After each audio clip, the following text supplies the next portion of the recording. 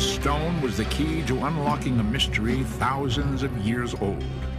Cracking its code seemed impossible until one man devoted his entire life to deciphering its cryptic messages. Next, on Ancient Mysteries.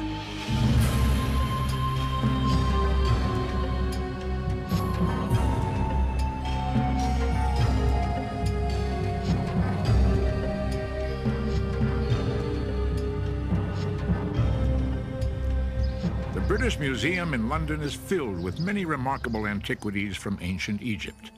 Among their treasures are 3,000-year-old mummies and colossal statues honoring great pharaohs. But there is one item that is more valuable than all the rest.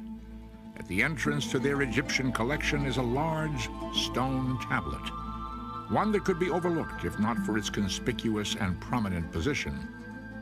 It's known as the Rosetta Stone, one of the most important treasures of all time. What is the Rosetta Stone, and how did this seemingly insignificant rock forever change our belief in mankind's past? For 2,000 years, the history of ancient Egypt was buried in the sands of time. Travelers and scholars were aware of the existence of these mysterious people, but nothing was known about them. What kind of men built these gigantic pyramids the size of mountains? To what gods did they dedicate their enormous temples the size of cities? And why did they preserve their dead, burying with them treasures beyond belief? Visitors to this ancient world find strange picture writing everywhere. First called hieroglyphs by the Greeks, this mystical language fills the temples, monuments, and tombs. Walls abound with bizarre pictures of animals, human heads, and unknown shapes. Many surround paintings of Egyptians giving offerings to animal-headed gods. Even their dead were buried with this sacred script on their wrappings and coffins. What do these strange carvings say? Did the Egyptians possess black magic medicine and powerful weapons? Would they provide us with answers to the Bible's mysteries? What was needed was a clue, a key to unlock the mystery. Like the rediscovery of ancient Egypt, the finding of an unusual and puzzling tablet would be only the beginning. By the time of Christ, the ancient Egyptians were already legends of a distant past. Greek and Roman historians could only guess at what knowledge this once powerful civilization possessed.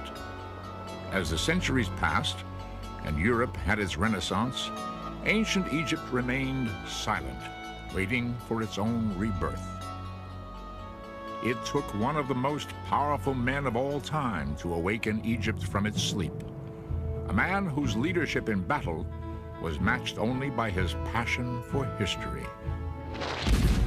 During the late 1700s, the French and British were fighting a war for world domination. In 1798, General Napoleon Bonaparte proposed leading the French army on a military invasion of Egypt. If the French could command this crossroads between Europe and Asia, they would control trade and become the most powerful country in the world. By this time, the 29-year-old Napoleon had become a legend in the French army. His victories over Austrian forces in Italy established France and himself as new powers to be reckoned with. Napoleon's sense of history and destiny led him to view Egypt as his next prize. On July 1st, 1798, Napoleon's army sailed into Egypt's port city of Alexandria.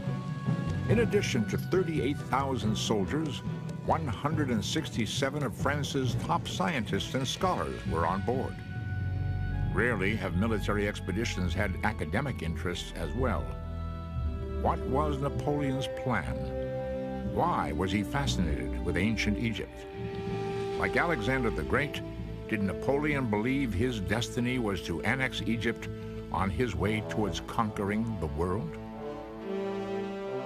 The egocentric Napoleon viewed Egypt as more than just a cornerstone in his empire. He knew of its legends, its power, and its history. This was the land of the pharaohs. These kings were considered gods by their subjects. They ruled over the world's greatest civilization for 2,000 years.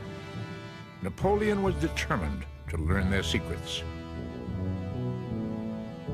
Like Julius Caesar, Napoleon believed he could win the hearts and minds of the Egyptians. Did he believe he was to be their next pharaoh? As a member of the French Institute of Egyptology, Napoleon personally selected the academics who formed his expeditionary force. While the French army swept up the Nile, crushing all opposition, the scholars immediately began their work setting up an institute in Cairo. This became the headquarters for Napoleon's academic expedition.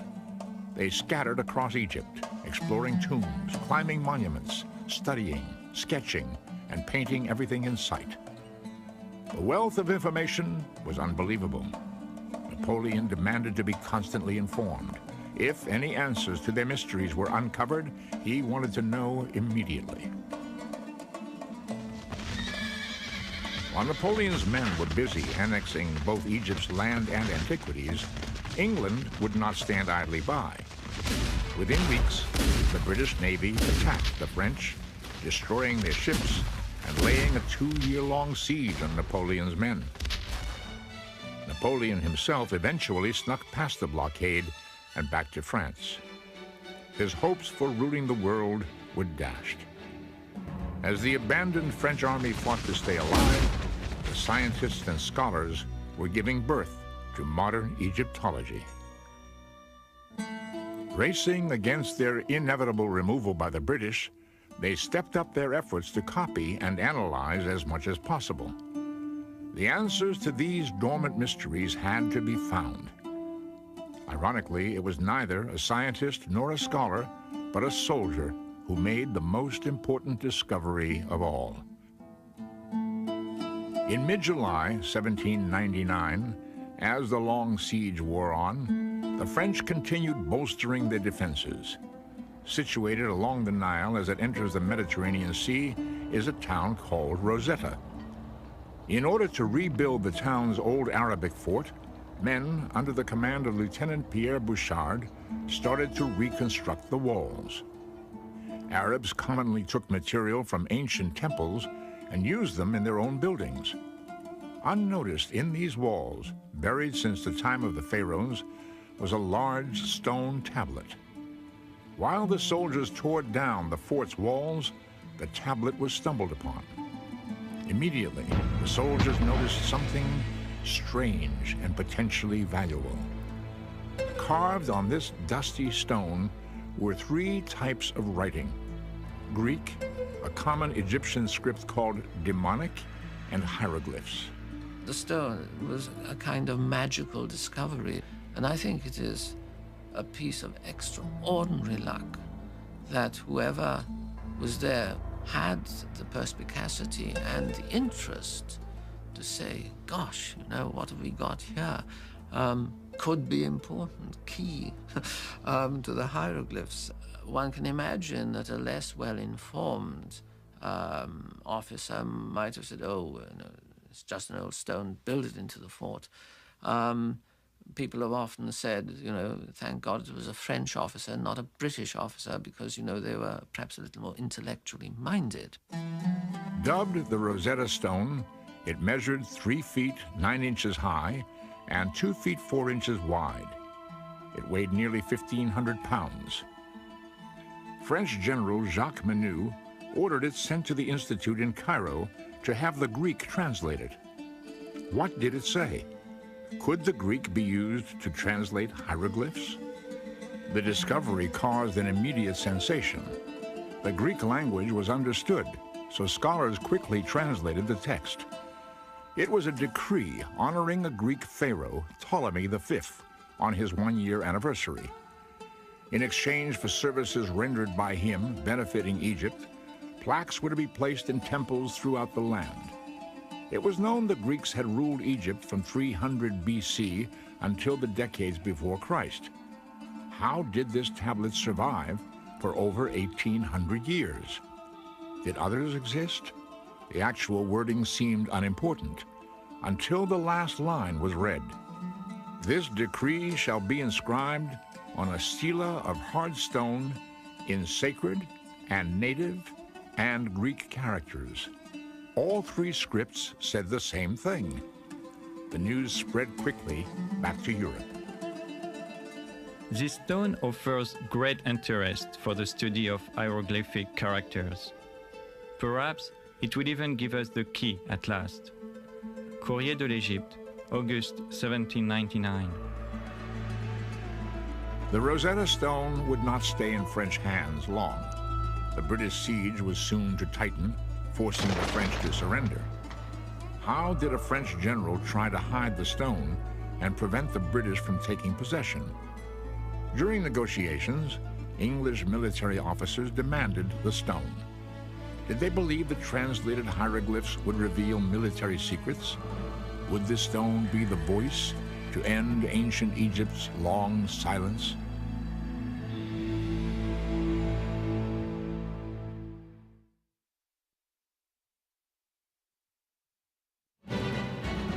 Napoleon's two-year military campaign in Egypt was a complete disaster. Over 9,000 men were killed, and the French Navy was decimated by the British. Those who remained were now trapped in Egypt, isolated by a British naval siege along the Mediterranean coast. However, both scientifically and culturally, the Egyptian expedition was of great and long-lasting importance. This was the birth of modern archaeology, man's search for his own past. And with the discovery of the Rosetta Stone, it seemed as if the great secrets of Egypt would be finally revealed.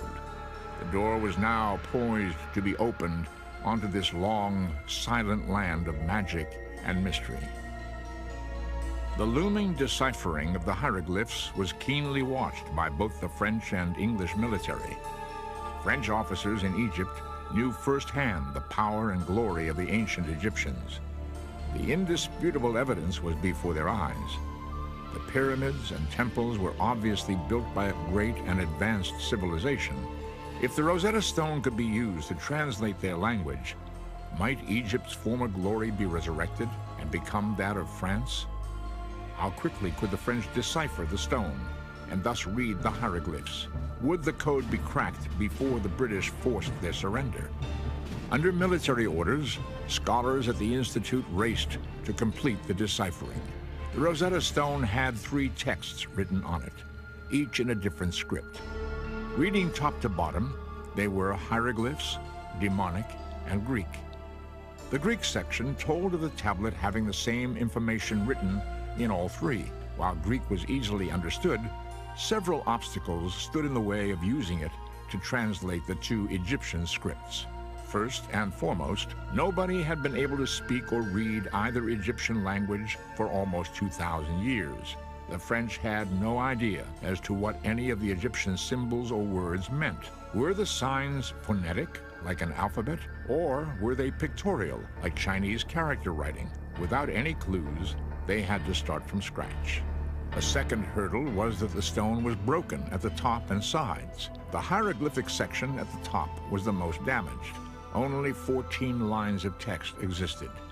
The demonic section in the middle had all of its 32 lines of text, but was broken along the right side. The Greek section consisted of 54 lines.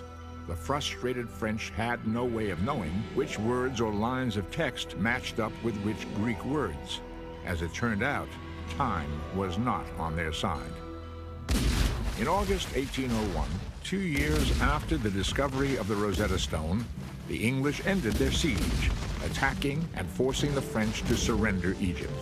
As part of the withdrawal agreement, French military officers were allowed to keep all their personal possessions, but the Institute in Cairo had to hand over all of their discoveries. The academics were furious. What right did the British military officers have to abscond with the legacy of the past? Egypt belonged to mankind. What would become of these priceless treasures? When the British got the French to surrender at Alexandria, the Rosetta Stone was already famous, although I think it was more famous in France than it was in Britain. But it was certainly regarded as one of the spoils of war, and it was regarded as one of the fruits of the British victory. The French were distinctly reluctant to let the stone out of their hands and hid it away, trying to pretend they hadn't got it. You are taking from us our collections, our drawings, our copies of hieroglyphs. But who will give you the key to all that? Without us, this material is a dead language that neither you nor your scientists can understand. Sooner than permit this vandalous spoliation, we will destroy our property. We will scatter it amid the sands and throw it into the sea. If it is celebrity you are aiming for, very well. You can count on the long memory of history. You too will have burnt a library in Alexandria. Member of the French Institute in Cairo, 1801. General Jacques Menou, now in command after Napoleon's flight back to France, attempted to keep the Rosetta Stone in French hands. After failing in an attempt to smuggle the stone out of Egypt by ship, Menou had it wrapped in cloth and hidden among his private possessions. If confronted, Menou would claim it was his personal property, and thus exempt from forfeiture. Knowing the French would try to slip the Rosetta Stone out of the country, the British military brought in William Hamilton from Greece to Egypt. He had an eye for the antiquities of the world. While in Greece, he was instrumental in acquiring the Elgin marbles from the Parthenon in Athens. The British knew he would not leave Egypt without more treasures for the king. Hamilton and the British military suspected Menou of hiding the stone. When confronted at his home in Alexandria, Menou protested vigorously his right to keep the stone, but the British officers were insistent. At the point of a gun, Menou agreed the French were on the losing end of this battle. Rather than destroy the stone, Menou agreed the British were stronger and had won the right to this most valuable of trophies. William Hamilton confirmed the stone was authentic, and the British Army finally took possession of their prize. The Rosetta Stone was immediately shipped back to England, arriving in February 1802. England now had the key, but the French had made copies. The race began in earnest now to see who would decipher its cryptic mysteries first. With all the power and riches of Egypt at hand, fame and glory was destined to the man who found the key. As nations watched, top scholars battled each other to be the one who opened the door. How did bitter rivalries develop between friends? Who were the men who tried and failed to crack the code? Would the Rosetta Stone ever reveal its answers? While ancient Egypt was being rediscovered by the French and English, significant events were unfolding in other parts of the world.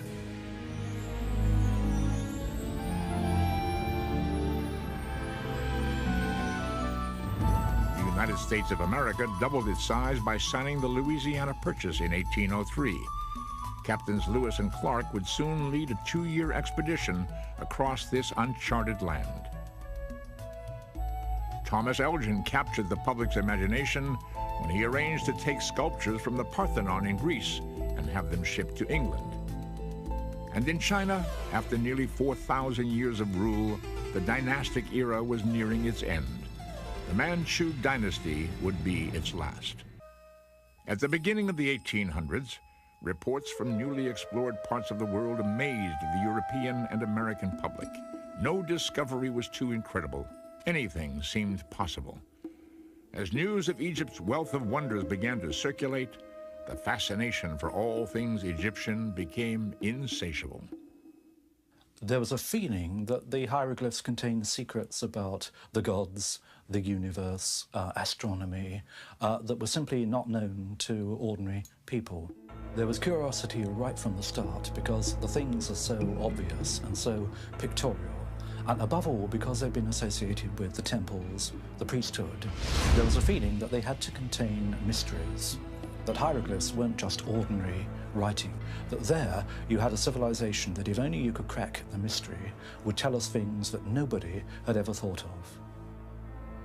And now, with the key to the Egyptian language in hand, all eyes turned towards the decoding of the Rosetta Stone. After arriving in London in 1802, copies of the Rosetta Stone's text began to spread to universities throughout Europe. The deciphering race was beginning to develop into the world's greatest detective mystery. Its answers were destined to change our views on religion, science, and history. How would our beliefs in the Bible be affected? What magical medicines and technologies were going to be discovered? How did such an advanced civilization perish? As language specialists first began to study the relationship between the three scripts, no clear pattern was evident. The broken stone seemed to prevent any ability to match words and sentences. Not one hieroglyphic word or phrase could be positively identified. How was this seemingly impossible task going to be accomplished? What should their first steps be? Desperate for any clues, scholars dug into the past for help. The earliest account of the Egyptian language is a Greek book written by Horapollo. Said to be an Egyptian priest, he wrote extensively on the usage and meaning of the hieroglyphs. His 5th century BC book, Hieroglyphica, became the cornerstone of future beliefs.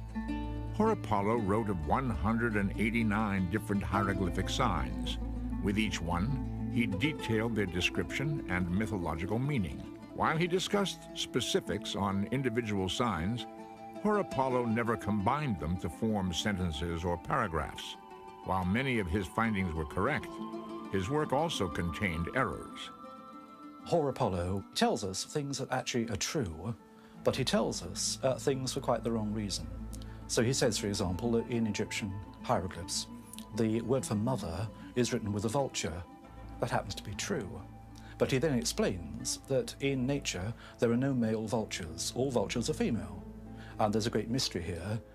Now, later on, as people started to look at the natural world and spotted indeed that there were vultures that were male and female, poor old Horapollo got discredited. So the truth he was telling us got thrown out with the mystical verbiage that he dressed it in. Scholars attempting to decipher the Rosetta Stone also consulted historians' findings from the Middle Ages. As Europe entered its Renaissance, religious influence supported the idea that the hieroglyphs held answers to biblical mysteries. People start to interpret ancient Egypt entirely through the Bible. So they look at the pyramids and say, the pyramids are not just ordinary tombs for ordinary kings. They are the granaries that Joseph, in the Bible, put up to collect the grain during the 7 good years in preparation for the 7 years of famine that were going to follow. So the mystery is kept, but it's always filtered through the idea that it reflects a story in the Bible.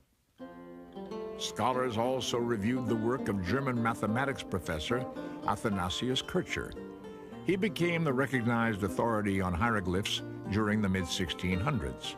Like Horapollo before him, Kircher described each hieroglyph as representing an idea or concept. Unlike Horapollo, Kircher began to combine them into words and phrases. Furthermore, Kircher simply made up imaginary translations.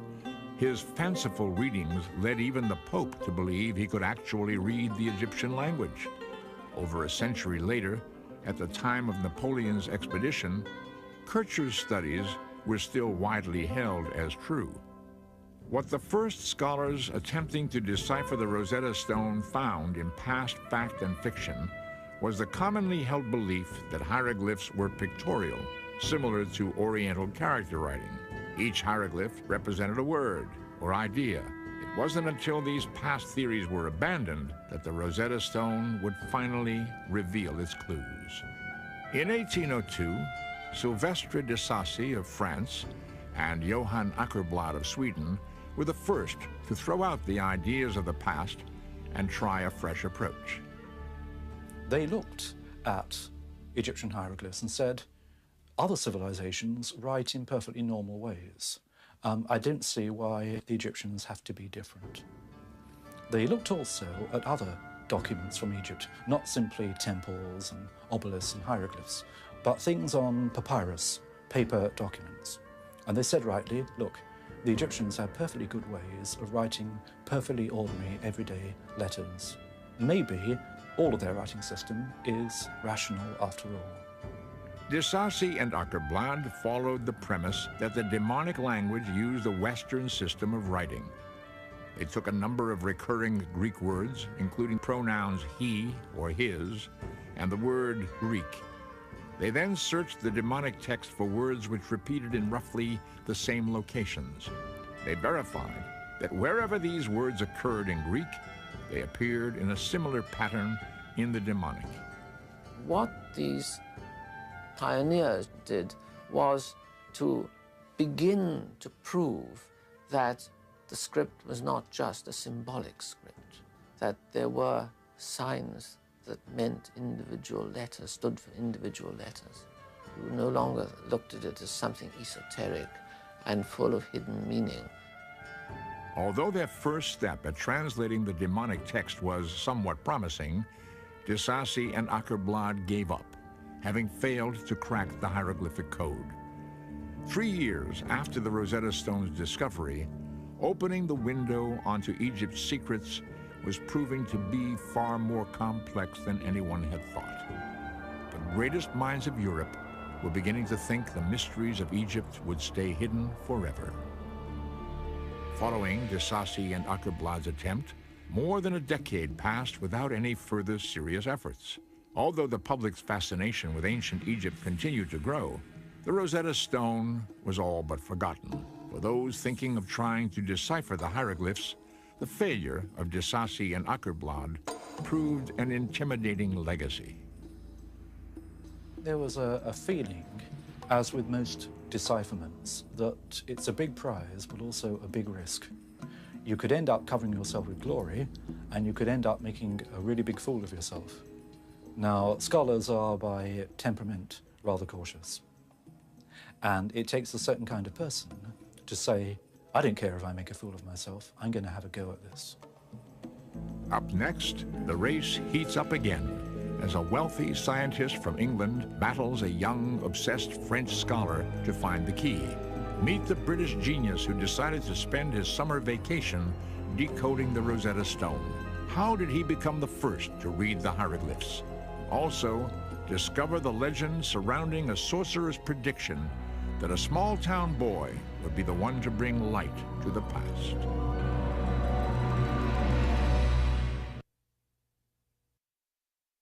Although more tombs and temples filled with hieroglyphs were being discovered, no one seemed capable of reading ancient Egypt's secrets. This magical language seemed destined to stay buried forever. As the 15th anniversary of the discovery of the Rosetta Stone came and went, no further progress had been made on its deciphering. Although past failures at cracking its riddle seemed to prevent any future serious efforts, two men would soon step forward, each one claiming they were the first to turn the key. In the summer of 1814, a 41-year-old physician, physicist, and linguist from London took a copy of the Rosetta Stone to his country home. He decided to spend his summer vacation mulling over its puzzle. This time, the Rosetta Stone would begin to speak. Thomas Young was one of the most remarkable people that Britain has ever produced. If you do a list of his achievements, it is quite amazing. He looked at the question of light and how that works, and he comes up with the wave theory of light, which is the foundation of a lot of modern physics. He is interested in the human eye. He's interested in how it sees colour. He's interested in perception. And his notions of the human eye are at the basis of a lot of modern optics. This man was probably the most brilliant problem solver that Britain has ever produced. Young felt much of the mysticism surrounding ancient Egypt was nonsense. He did not believe secrets to the universe were going to be discovered. What attracted him to the Rosetta Stone was that it was a problem, an unsolved mystery, and he wanted a chance to crack it. Young began by concentrating on the words graphically, He located lines in the Greek text which had words occurring more than once. He then attempted to find lines in the demonic text which had groups of symbols repeated these same numbers of times. Using this matching system, Young was systematically able to identify 86 demonic translations, including the words king, Ptolemy, and Egypt. Where de Sacy and Ackerblad had stopped, Young's initial success led him to continue his efforts. Egyptologists had long been fascinated by the hieroglyphs that were surrounded by ovals. Called cartouches, they seemed to be placed strategically in and around the temples and tombs. A few Egyptologists had begun to speculate that a cartouche contained the name of a pharaoh or member of the royal family. Young used this knowledge to work on the theory that the cartouches on the Rosetta Stone would contain the name Ptolemy. The tablet was honoring him, so his name should be in the cartouches in the hieroglyphic section. Young further surmised that because Ptolemy was a Greek name, the Egyptians would have to write his name phonetically. If the hieroglyphs were pictorial, they would not contain symbols for foreign names or words. 4 years after he began, Young correctly matched the Greek letters in the name Ptolemy with the hieroglyphs inside one of the cartouches. In 1818, he was the first one to cause the stone to speak. The hieroglyphic section had spoken its first word, Ptolemy. While his success was beginning to garner the public's attention, across the English Channel in France, another man had already been obsessed with the deciphering of the Rosetta Stone. A man Young would initially encourage and then later regret having helped at all. Thomas Young's work was well known, not only in England, but also in other countries. What's more, he sent copies of his work to various scholars up and down the continent, and particularly to Paris. And copies of Young's work were sent to Sylvestre de Sacy. One day, de Sacy showed a copy of Young's work to a young Frenchman, and the name of the Frenchman was Jean-François Champollion. Jean-François Champollion's destiny seemed tied to the Rosetta Stone from birth. French legend describes how his bedridden mother was visited by a sorcerer months before Jean-François was born. Looking into the eyes of this sickly woman, the sorcerer saw the past being connected with the future. He predicted this woman's unborn son would be the one to bring light onto the centuries of the past. Champollion was born in Figeac, France, 1790, to a small-town bookseller. When he was 11 and living in a boarding school in Grenoble, news of Napoleon's expedition to Egypt captured the imagination of France. Champollion's older brother, Jacques-Joseph, read tales of Egypt's glories and mysteries to his younger brother. When the younger Champollion received a copy of the Rosetta Stone from a cousin who had traveled to Egypt as part of the expedition, he was hooked. Young Jean-François made it his goal to read the hieroglyphs, and that, of course, meant cracking the Rosetta Stone. All his early training was devoted with that in mind. He soon paid little attention to his other studies. Languages were his all-consuming obsession. His studies became focused on Oriental and Middle Eastern languages, especially Coptic. Coptic had been a language spoken by Christians in Egypt and written in Greek. When he was about 14, Champollion was working far too hard, not on his schoolwork, but on Egyptian hieroglyphics. And he had what nowadays I think would be called a minor nervous breakdown. And he was sent off to recover. And he wrote a letter back to his elder brother saying, "It's so boring here, send me a Chinese grammar." That was the kind of obsessive personality that Champollion was. Champollion's early studies focused on the deciphering of the demonic language and its relation to Coptic. He had previously believed that hieroglyphs were symbolic, that they were mysterious and could not be deciphered in an ordinary way. But at about the same time as Young, Champollion began to sense the same links between the Greek names and the hieroglyphic cartouches. When reports of Thomas Young's work reached him, Champollion realized in a flash they were correct. Champollion would take Young's work and propel it forward. After obtaining an inscription of the known cartouche of Cleopatra from the Temple of Philae, Champollion recognized that if Ptolemy and Cleopatra have common letters, their hieroglyphs should have similar signs as well. When Champollion lined up their hieroglyphic names, the signs for P, L, and O lined up. Champollion had proven Young's theory that foreign names were spelled phonetically in the hieroglyphic language. The door was now open, and Champollion was about to walk through.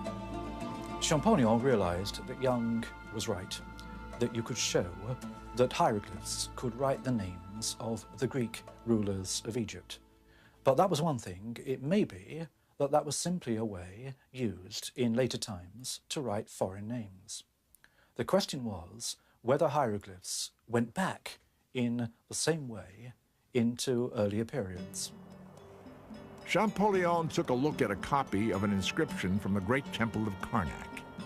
This inscription had a king's name repeating itself many times. The king's name was written with 3 signs. At the top was a sun disk. Champollion knew from Coptic that the name of the sun in ancient Egyptian was pronounced Ra. At the bottom was a letter that Thomas Young had identified, the letter S. It was written twice. What he now had was the name of a king that began with Ra and ended with S. The middle sign was a tricky one. It had not been deciphered by Young or anyone else, but Champollion traced that sign in the Rosetta Stone. It occurred several times. Whenever it occurred, the corresponding Greek translated into the idea of birth or being born. Champollion knew the Coptic for to give birth was Miseh. So there he had a king's name, beginning with Ra, the middle is Miseh, and the end is S. And Champollion knew the ancient names of the kings of Egypt, and he knew that there had been a famous king on the throne of Egypt called Ramesses. And suddenly, he realized he was looking at the key to the whole thing. The knowledge of Coptic, the alphabet deciphered by Thomas Young, plus his immense knowledge of ancient Egypt, gave one the decisive breakthrough. And at this point, he comes out with, "Je tiens l'affaire, I've got it." Young's reaction to Champollion's efforts were mixed. He was happy to see someone moving along his work, but he was enraged by Champollion's refusal to give him any credit. Champollion may have had the same ideas, but his work was not published. Young's was. When Champollion finally did publish his results, he became the talk of Paris. All of France celebrated the fact that a Frenchman had deciphered the hieroglyphs first. But Champollion couldn't be bothered with such controversy. His tremendous work ethic only grew as his efforts continued with astounding tenacity and speed. He was now determined to compile a complete list of all pharaohs and the dates they held power. By 1824, Champollion had built a hieroglyphic alphabet containing 21 letters. All of Champollion's work was done sitting behind a desk, using copies of inscriptions others had provided. What would happen when he traveled to Egypt and looked at the hieroglyphs firsthand? Could he really make the hieroglyphs speak? What would they finally say?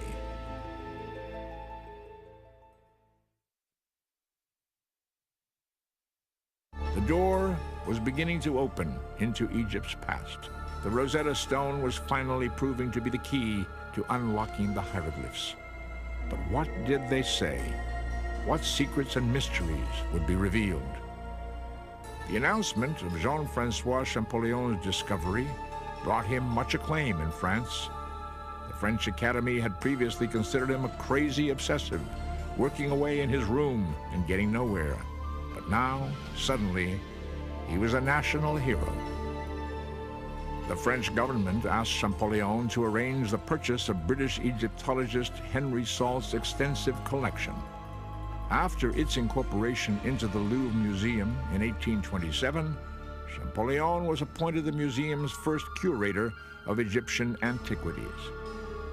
However, Champollion had more in his mind than building a museum's inventory. He wanted to travel to Egypt.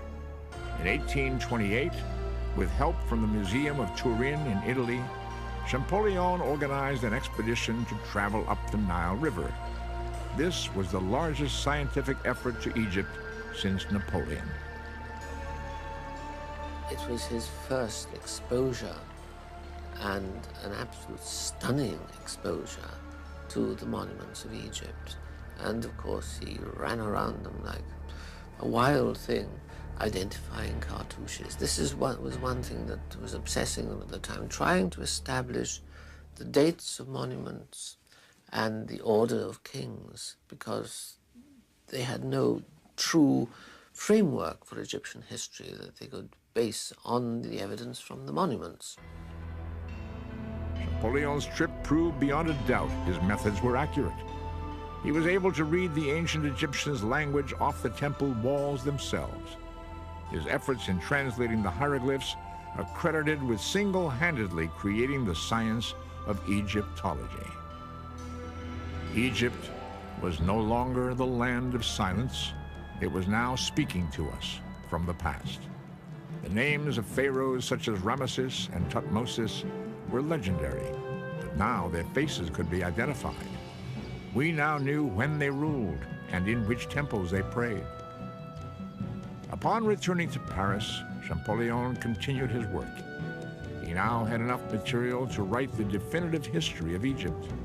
Unfortunately, he would never get the chance. On March 4th, 1832, Jean-Francois Champollion died. Champollion never had any doubts about his own ability and about his own achievement.